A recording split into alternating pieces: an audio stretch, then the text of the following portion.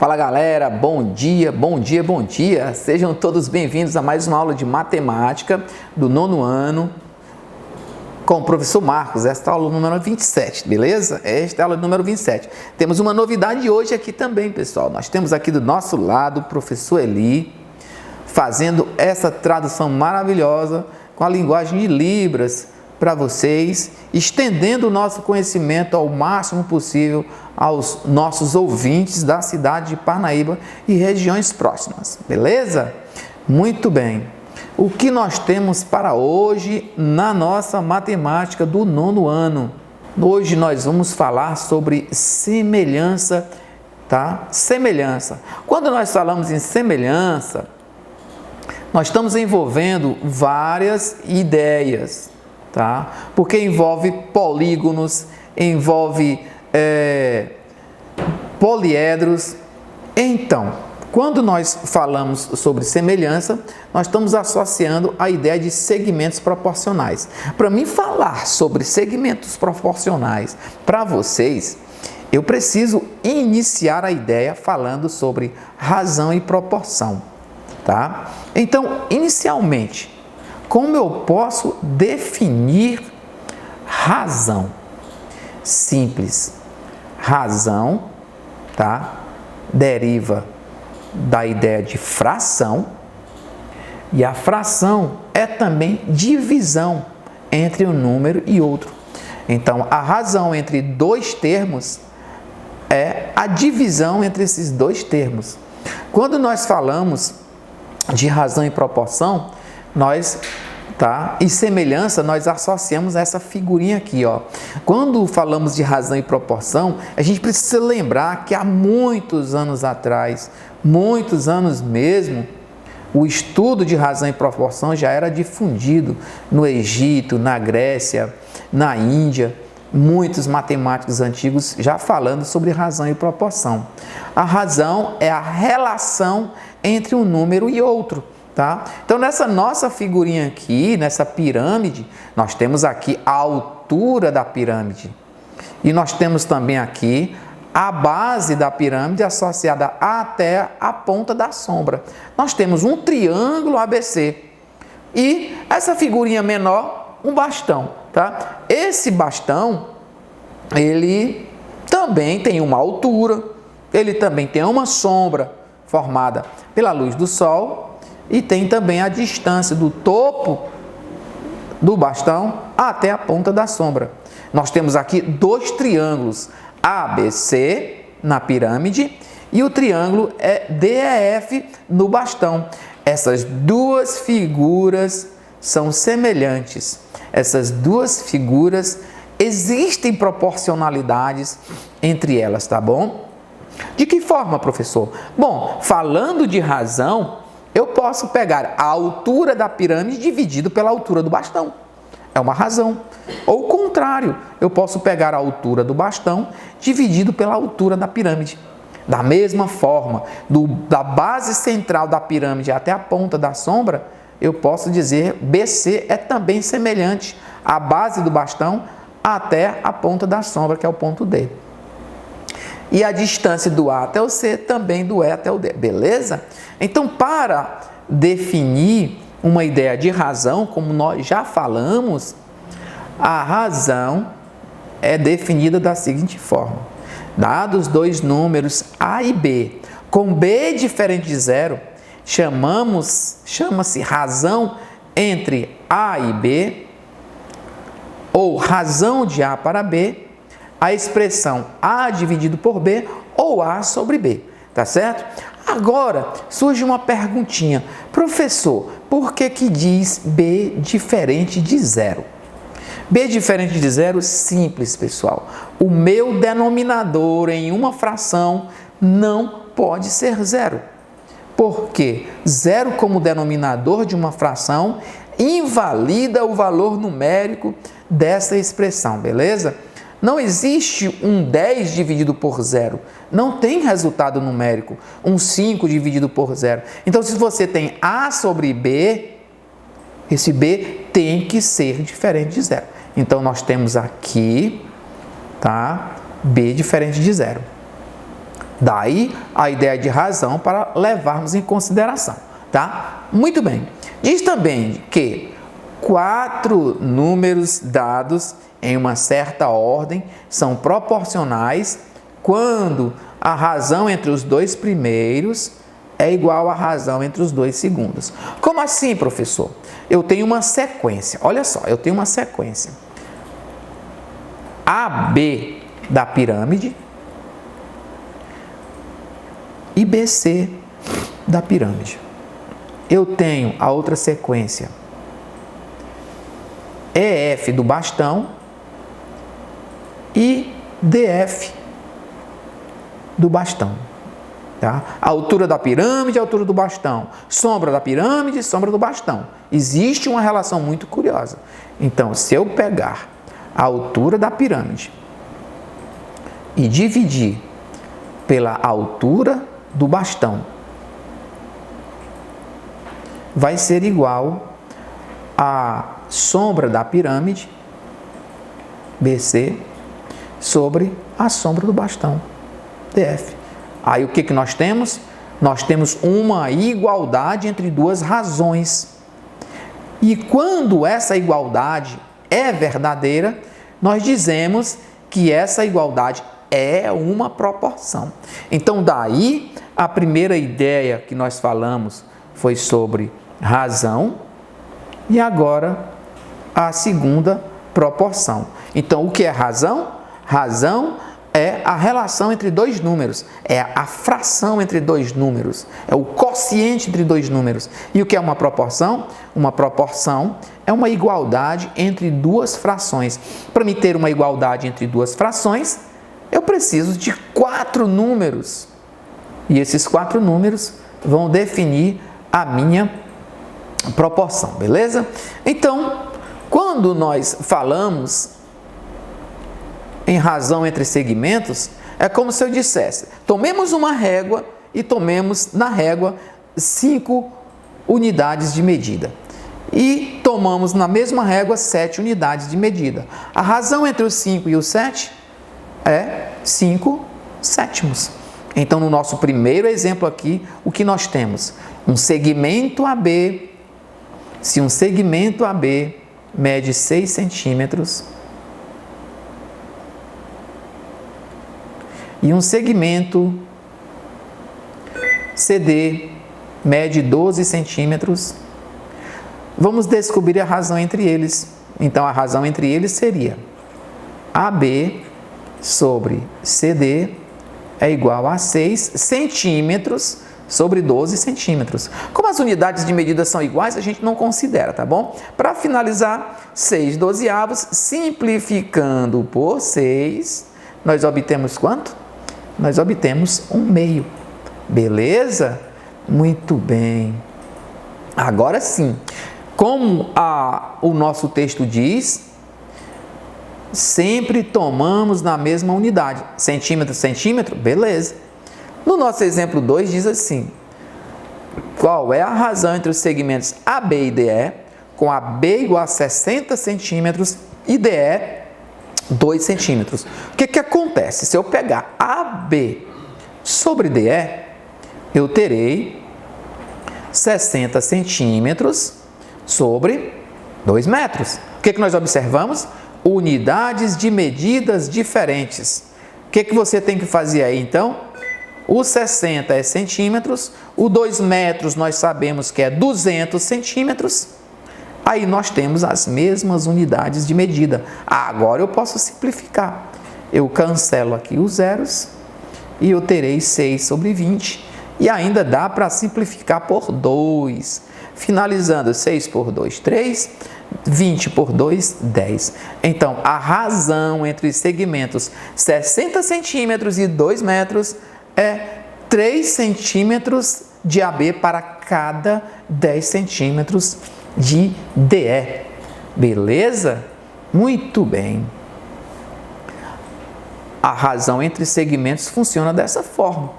Nós precisamos considerar também o seguinte, quando nós estudamos em anos anteriores, nós estudamos algumas coisas bem curiosas.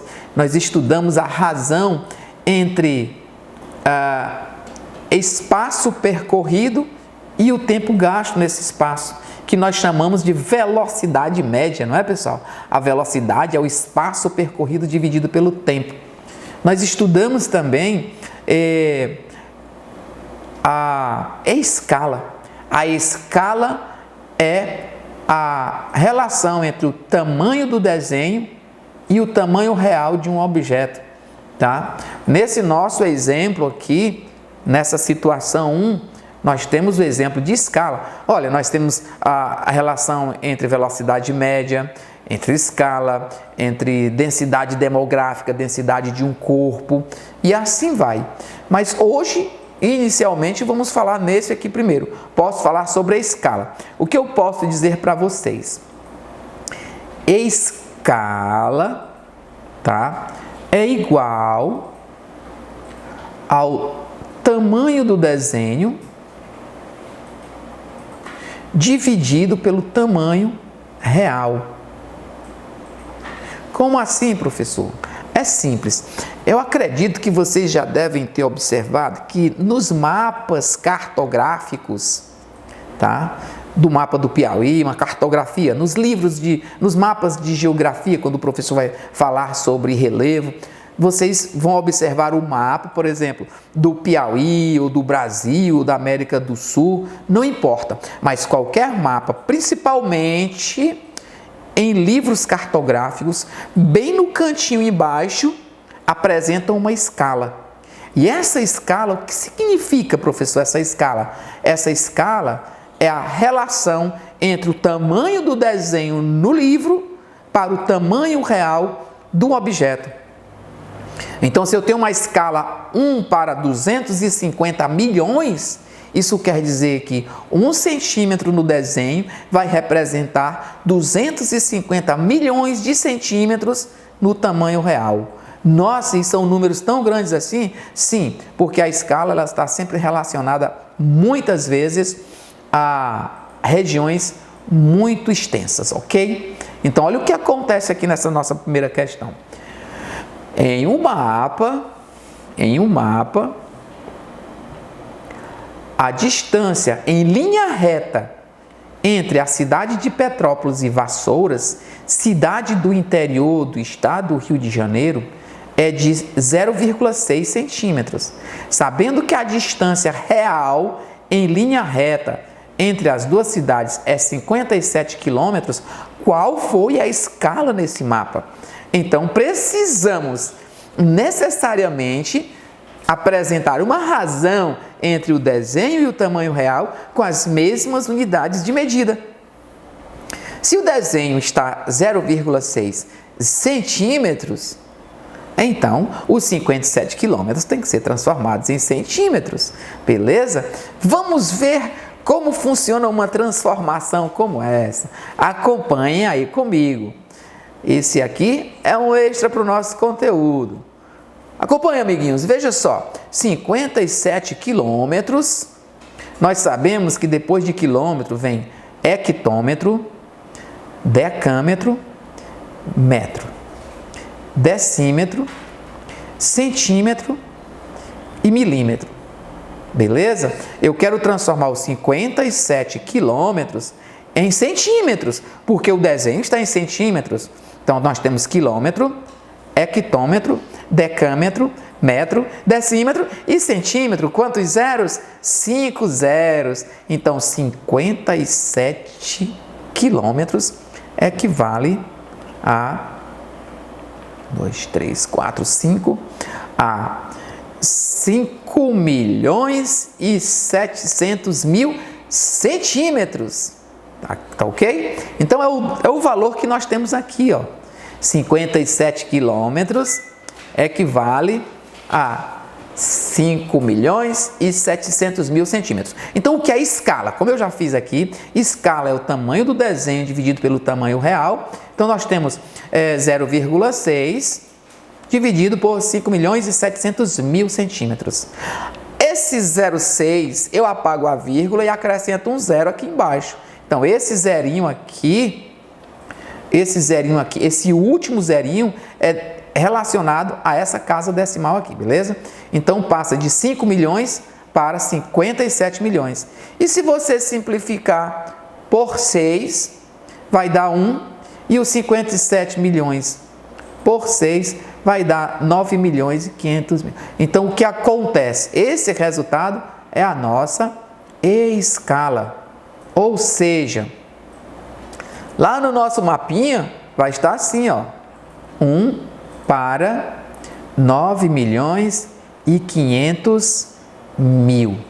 Mas isso quer dizer o que, professor? Isso quer dizer que para cada 1 centímetro no desenho vai representar 9 milhões e 500 mil centímetros no tamanho real, na distância entre essas duas cidades. Beleza? Muito bem. E dando continuidade, vamos para mais um exemplo. Agora, vamos trabalhar ainda a ideia de escala, tá? Mas nós podemos trabalhar a ideia de escala para calcular a escala, ou para calcular o tamanho do desenho, ou para calcular o tamanho real. E o nosso exemplo aqui está pedindo o tamanho real. Vamos fazer a leitura. Em 1988, criado o estado de Roraima, antigo território federal, Boa Vista, capital do estado, possui um clima quente e úmido, com 2 estações climáticas bem definidas. A estação das chuvas, de abril a setembro, e o verão, de outubro a março. Então, a distância em linha reta entre Boa Vista e Brasília é 5 centímetros. Olha o tamanho do desenho no mapa, hein? No mapa. E a escala é 1 para 50 milhões. A pergunta é: qual a distância real em quilômetros entre essas duas cidades? Bem simples. Nós sabemos previamente que escala é o tamanho do desenho dividido pelo tamanho real. A escala que nós temos aqui é de 1 para 50 milhões, 6 zeros. O tamanho do desenho é 5 centímetros e eu quero saber o tamanho real. O que você vai fazer? O que nós temos aqui é uma igualdade entre duas razões, é uma proporção. E como é que nós resolvemos uma proporção? Nos anos anteriores nós estudamos. Nós multiplicamos os meios pelos extremos. Então, 1 vezes x é x, e 50 vezes 5 dá 250 milhões, beleza? Então, são 6 zerinhos, 250 milhões de centímetros. Eu quero agora transformar isso aqui em quilômetros. Como é que eu vou transformar 250 milhões de centímetros em quilômetros? Vamos voltar novamente para a nossa tabelinha. Quilômetro, hectômetro, decâmetro, metros. Decímetros, centímetros e milímetros. Então, nós temos, começando no centímetro, nós temos 1, 2, 3 zeros, mais 3, 1, 2, 3, e o 250 vai ficar do lado de fora, beleza? Então, quando eu saio do centímetro para o quilômetro, eu vou eliminar 5 zeros, então a vírgula vai ficar aqui. Cancelando 5 zeros, nós vamos ficar com 2.500 quilômetros. Beleza? É assim que funciona, pessoal. Nós calculamos a distância de Brasília e Boa Vista só com essas informações. A escala que tem no livro, no mapa cartográfico, o tamanho do desenho em centímetros, tá? E a nossa proporção sendo aplicada aí. Beleza? Muito bem, pessoal. Essa foi a ideia de razão e proporção. Na nossa próxima aula, nós vamos dar continuidade fazendo esses exercícios que eu estou apresentando para vocês. Mas por hoje é só, pessoal. Finalizamos a nossa aula agradecendo a presença e a audiência de todos vocês. E fica aquela perguntinha: vocês gostaram da aula? Vocês gostaram da apresentação do nosso amigo Eli, aplicando Libras? Essa é a nossa novidade. Então, pessoal, até a próxima. Valeu!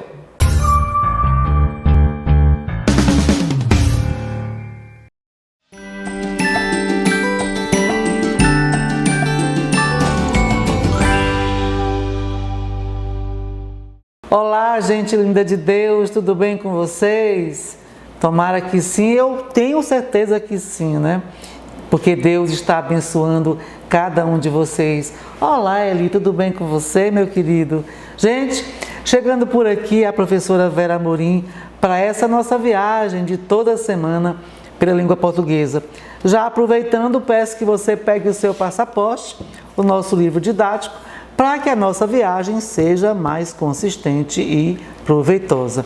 E ela hoje vai acontecer na unidade 6, no capítulo 2, conteúdo, colocação pronominal. Isso é muito importante, viu, gente? Peço que vocês prestem bastante atenção.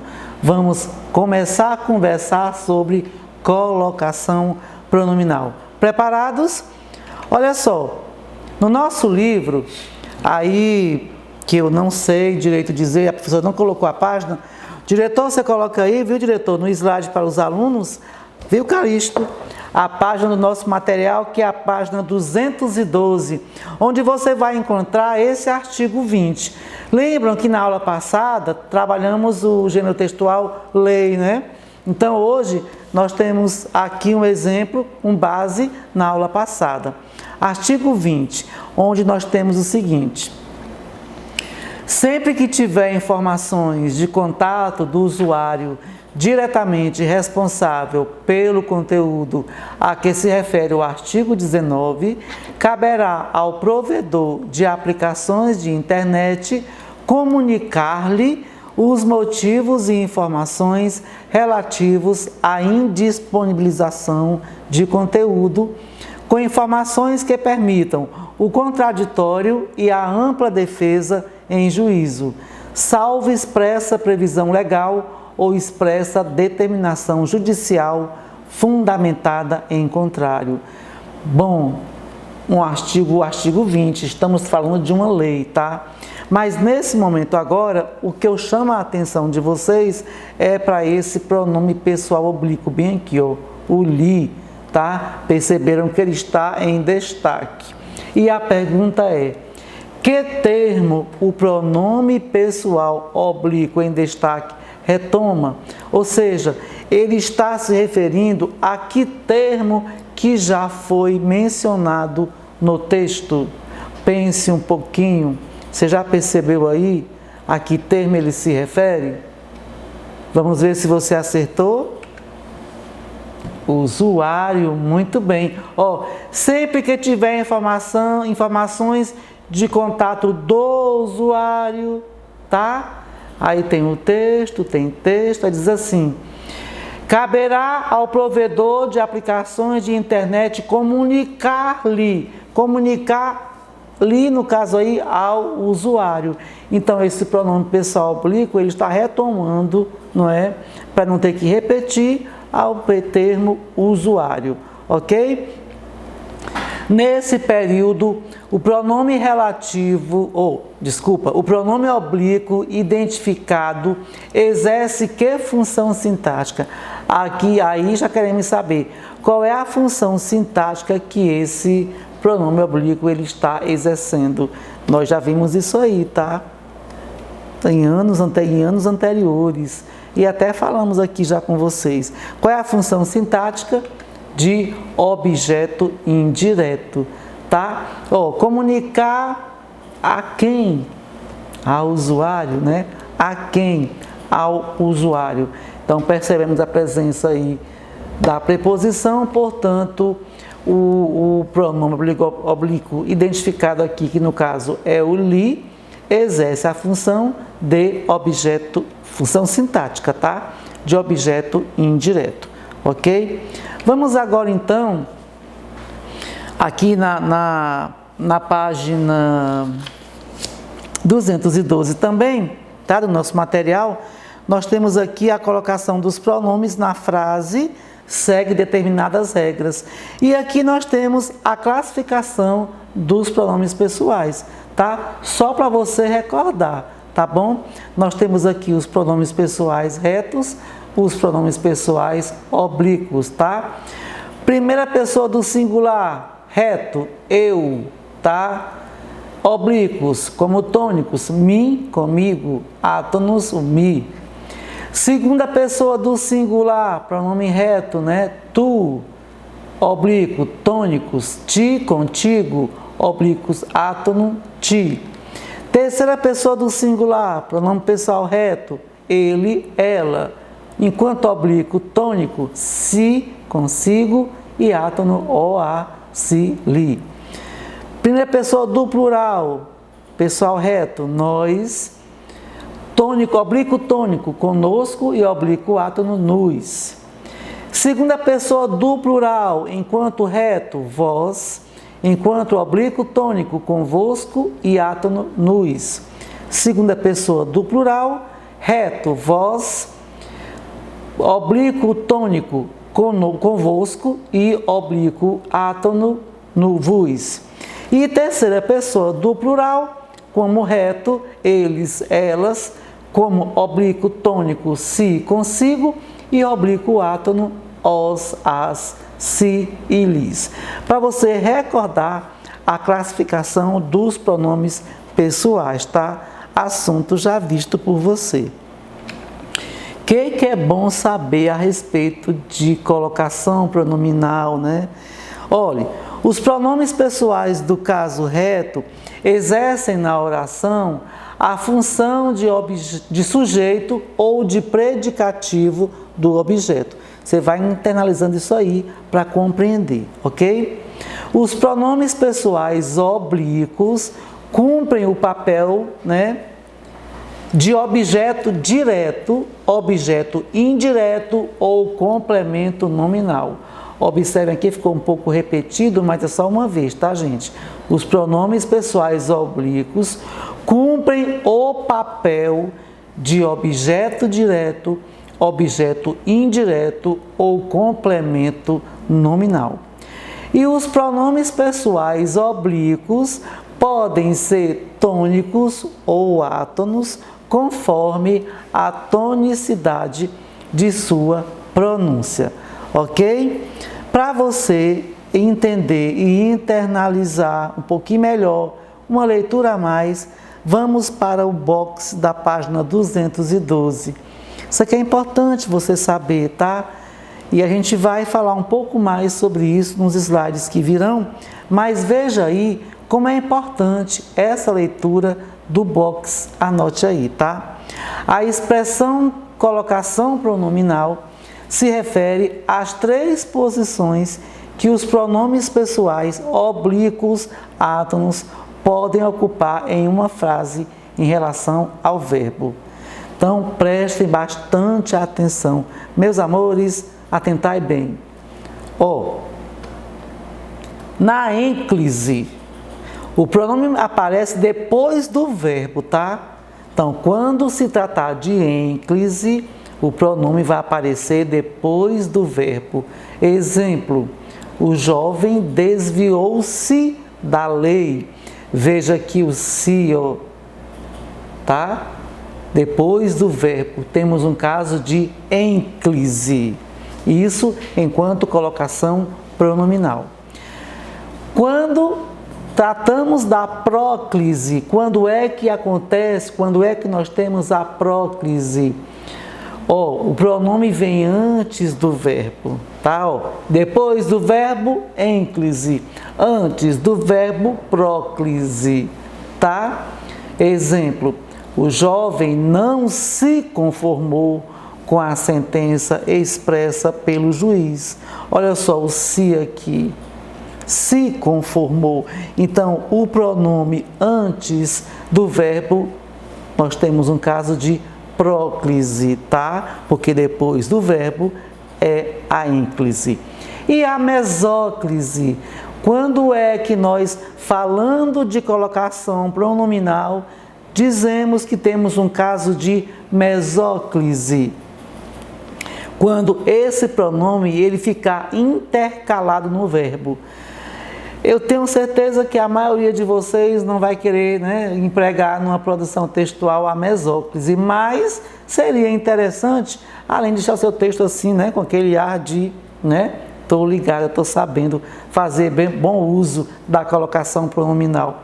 Então, quando você coloca o pronome intercalado no verbo, aí você tem a mesóclise, tá? Olha só um caso aqui. Recuperar-se-ia o mais rápido possível das ofensas sofridas via internet. Então, você percebe aí o se aqui, o pronome intercalado no verbo, tá? Então, nós temos a mesóclise. Recordando, ênclise, pronome depois do verbo. Próclise, pronome antes do verbo. Mesóclise, pronome intercalado no verbo. E você pergunta, professora, eu tenho que saber disso, eu vou usar no dia a dia?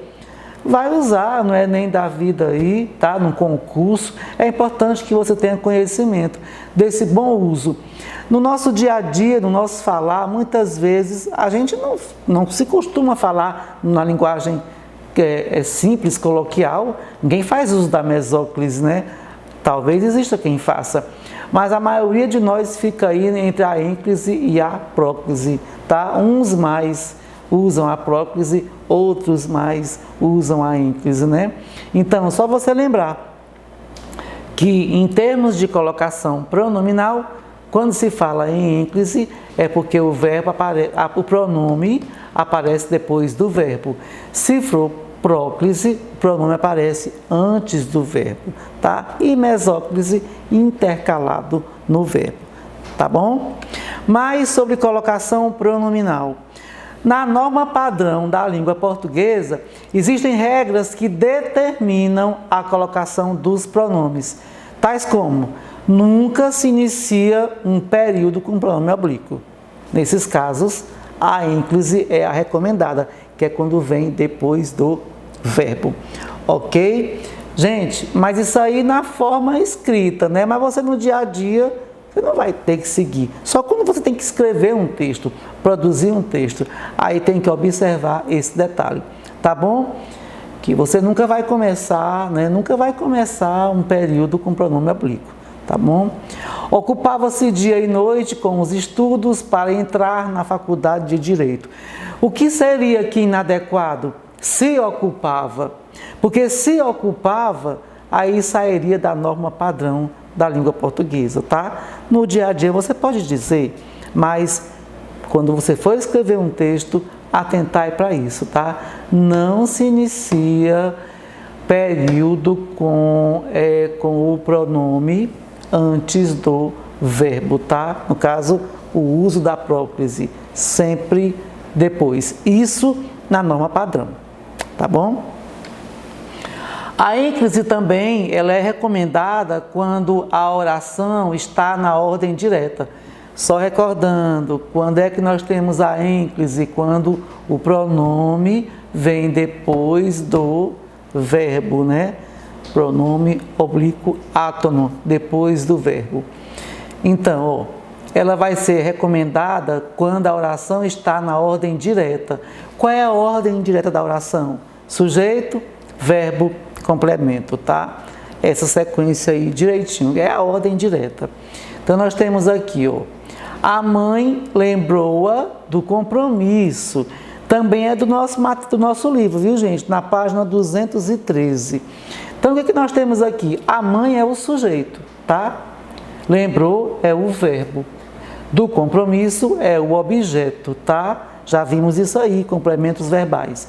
Então, percebam aí que o pronome oblíquo átono está bem aqui. Um caso de quê? De ênclise, né? Pronome oblíquo átono depois do verbo, norma padrão da língua portuguesa, quando as orações estiverem na ordem direta, tá? Sujeito, verbo e complemento, tá bom? Quando o verbo está no infinitivo, ou seja, quando ele ainda não foi conjugado, é sempre correto utilizar a ênclise, tá? Mesmo com palavras que atraiam o pronome. Temos aqui o exemplo, ó. Ele viu o advogado, mas não quis incomodá-lo. Olha aqui, a ênclise, tá? Pronome depois do verbo, tá bom? Nesse caso aqui, o verbo está no infinitivo. Você, olha, infinitivo, incomodar, tá? Então, percebam, mesmo que as palavras atraiam o pronome, ele sempre deverá estar sendo utilizado enquanto colocação pronominal como ênclise, ou seja, depois, tá, desse verbo, tá bom? Na página 213 também temos esse quadro aí, é importante que você faça uma leitura, tá? A próclise ocorre quando, antes do verbo, existem certas palavras ou expressões que atraem o pronome para a posição proclítica. Palavra difícil, né? Mas você diz proclítica. Então, é importante que você faça uma leitura para saber que palavras são essas expressões que atraem, né, esse pronome para a posição proclítica, ou seja, pronome, né? Depois ou antes? Antes, gente, não confundam, tá bom? A ênclise é depois. O nome pro já até, né? Pro, antes, tá bom? Não esqueçam. Então vamos lá. Palavras que atraem o pronome para antes do verbo. Palavra de sentido negativo. Não, nunca, jamais. Não seguidas de vírgula. Tem mais isso, tá? Não seguidas de vírgula. Ele não se importava com os assuntos jurídicos. Nunca lhe havia acontecido um caso assim. Então você vê aí, tá? Não, nunca. Palavras negativas. Advérbios, hoje havia. Então você vê aí, mais um caso, né, de próclise. Pronomes interrogativos. Quem lhe surgiu foi um velho cliente. Olha, quem lhe surgiu foi um velho cliente. Mais um caso de próclise. Pronomes relativos. A história que me contaram foi emocionante. Me contaram. E as conjunções subordinativas, à medida que se aproximava o dia marcado, mais tenso ficava com o tribunal de júri, à medida. Então, nós temos aqui um quadro mostrando para você as palavras que atraem o pronome para antes do verbo, ocasionando assim próclise, ok?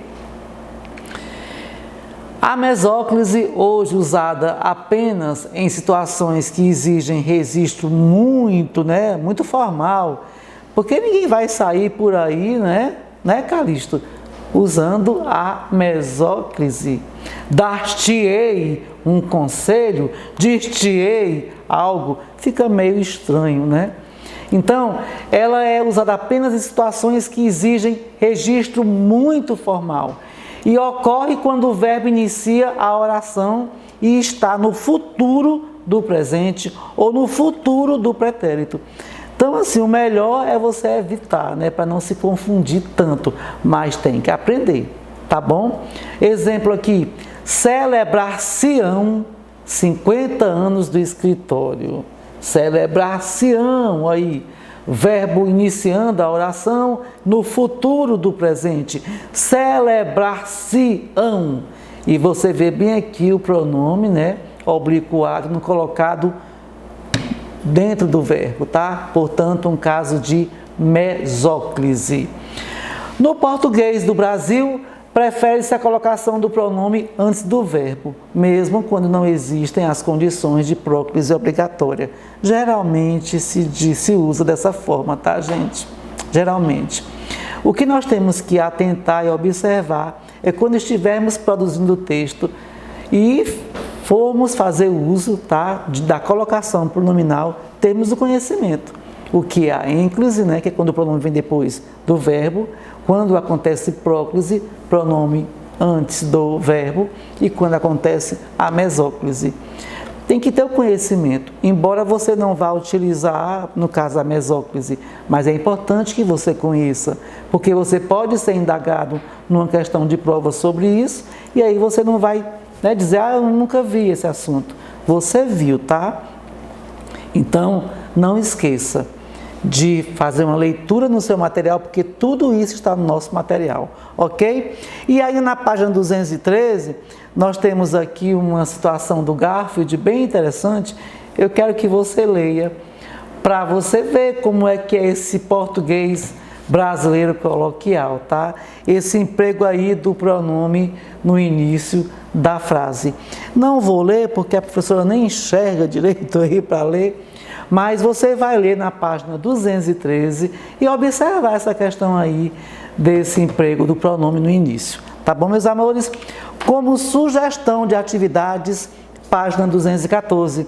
É isso, é teoria aliada à prática. Senão você não vai saber se entendeu. E para você internalizar, box, anote aí, página 212, com todos os casos de colocação pronominal, ou seja, ênclise, próclise e mesóclise. Combinado?